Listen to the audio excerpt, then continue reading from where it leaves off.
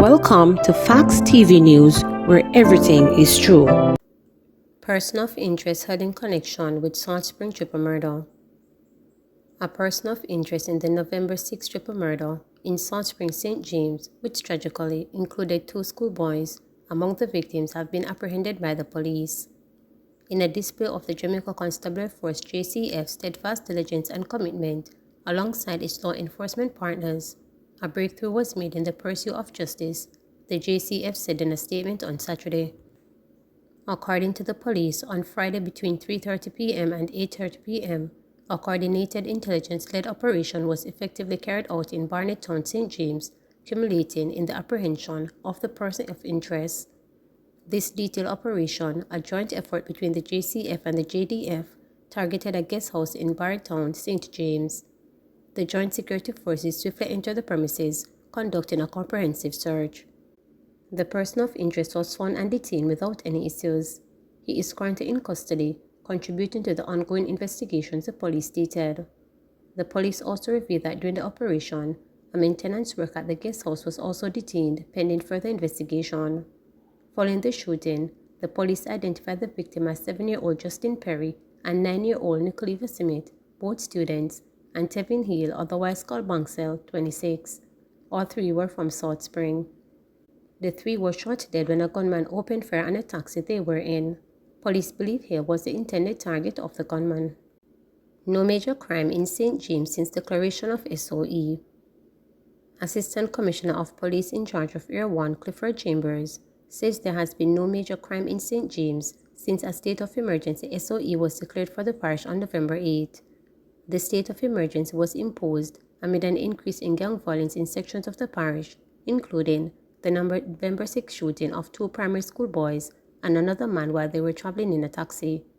Speaking at the end of the Jamaica Constabulary Force 156th anniversary commemorative service held at the Falmouth Seventh-day Adventist Church on Saturday, Chambers said the SOE has given the police an opportunity to reduce the crime rate. In the past, we have had states of emergency and we have had major crimes, though reduced, but we have had no major crimes being committed.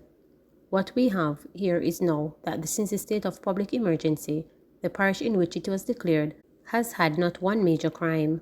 No murder, shooting, robbery, rape, aggravated assault, no major crime has been committed since the inception of this last state of emergency, Chambers told reporters. Chambers said the combined effort of the military and the police has reaped major success in the control of crime in the area. He said the police are hoping to significantly curtail crime in the parish for the rest of the year. We're not saying it is the end of it, because we know that the criminals are out there and they, based on our intelligence and information, tend to watch and observe and then adapt. But we will do what is necessary to maintain the crime levels as it is now, he stated. Residents keep watchful eye on Big Pond in St. Catherine. On-edge residents of Bannister, Red Crown and surrounding communities of St. Catherine are hoping there is no major rain this weekend amid fear of flooding at Big Pond. On Saturday morning, water in the pond was close to the roadway and there were signs of earlier flooding. Yesterday into last night, it flooded the road and no vehicle could venture, but it has receded this morning and thankfully, the road is now passable, Marcus Williams, a taxi operator, stated. For many years, businesses, residents and taxi operators has suffered the inconvenience of the road being blocked when it rains. The Jamaica Social Investment Fund undertook a $245 million project to curtail the perennial flooding in the Big Pond, and things have reportedly improved. The water moved faster due to the work that was done on the Milton Gully, where the channel has been widened to carry the water into the sea, Melbourne Gentles, a resident said.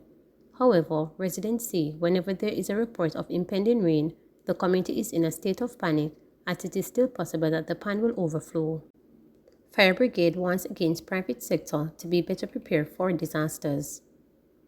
The Jamaica Fire Brigade is encouraging private sector entities to conduct regular drills to better prepare staff to respond in a disaster. According to the Commissioner of the Jamaica Fire Brigade, Stuart Beckford, the recent 5.6 magnitude earthquake highlighted a lack of preparedness on the part of private sector entities. Commissioner Beckford said there was a noticeable difference in how public sector entities responded to the earthquake when compared to their private sector counterpart. He wants all enterprises to stage at least 2 drills annually to educate staff on the correct protocols. Government's $100 million debt forces funeral home to stop some burials. President of the Jamaica Association of Certificate Embalmers and funeral director Calvin Lynn has stopped burials of unclaimed bodies as he awaits news on the estimated $100 million owed to 9 government-contracted funeral homes by the Ministry of National Security. Lynn also told reporters that other contractors across the island have shared word that they too are refusing to carry out proper burials. Lynn, the proprietor of Lynn's funeral home, said that the stance come as a result of lengthy wait as the 9 contractors are said to be owed money for work done over the last 6 years. Lynn's funeral home is a government-contracted funeral home for Manchester. Lynn said that this refusal has caused a backlog in the burial of unclaimed bodies. Up to mid-November, Lynn said that he had 20 unclaimed bodies awaiting burial. The position is that the contractors across the island would have had a backlog. I represent the vast majority of the contractors except 2, and the information I have is that the backlog at the moment concerns the paupers or unclaimed remains, Lynn stated. To my knowledge, most of the contractors are not carrying out any burial even though we get the instructions. Because we do not know who is going to pay us, we can't work for nothing, he added. Lynn, while arguing that the monies owed should be paid before a long time ago, he told reporters that he has made an attempt to get an update from the Minister of National Security and its agency, the Institute of Forensic Science and Legal Medicine. I sent a letter via email. I sent the original by courier to an office of the Ministry of National Security Institute of Forensic Unit. The information to me is that they are trying to get us paid before the year ends. They say they don't want it to go over to 2024, and I told the officer that it should have not even reached 2023, Lynn explained.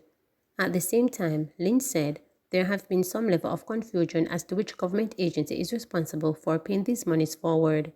He believes that this might be a factor in the lengthy delay of payment. There is a problem with the Ministry and the Institute of Forensic Science and Legal Medicine. It also has to do with the police in each parish. We were told by the forensic unit representative that when the contractors buried these unclaimed remains, having received the instruction from the police in each parish, then the police should pay us, he explained. This is not the first time that Lynn has voiced concern over the monies owed, as last November he demanded that the government through the National Security Minister pay up. While responding to Lynn's appeal, former Permanent Secretary in the Ministry of National Security Courtney Williams said an audit was being done to determine how much money is owed to the contractors. Terrified man ditches house for the night after landslide. 69-year-old Owen Stewart said that he is fearful to return to his home, which is perched on a slope just below the Mavis Bank Main Road in St. Andrew, after a landslide hit mound of debris atop his zinc roof. In an interview to reporters on Friday afternoon, Stewart, who lives alone, explained how startled he was when the debris landed on his housetop in the wee hours of the morning. Last night when the rain falling, me couldn't get to sleep, but me only just sit up and hear the stone dem a drop on the house. Then afterwards, though me no have no light and no phone, me could have only just sit down and look until morning come, he explained. He said that amid the uncertainty, he turned to heavens and expressed to God, if so be, let it be, accepting that the landslide was an inevitable happening. But me give God thanks and nothing no wrong with me, he added. However, Stewart made it clear that he would not be staying in the house Friday night and that he would be venturing to stay at a friend's house, who also lives in the same neighborhood, as he continues to monitor what will eventually take place. Stewart noted that the structure of the house already showed signs of weakness, especially since the 5.6 magnitude earthquake on October 30. He added that a part of the flooring on the veranda had sunk from the time. The elder said he is appealing for assistance to remove the debris. Please remember to subscribe, like, share, and click the notification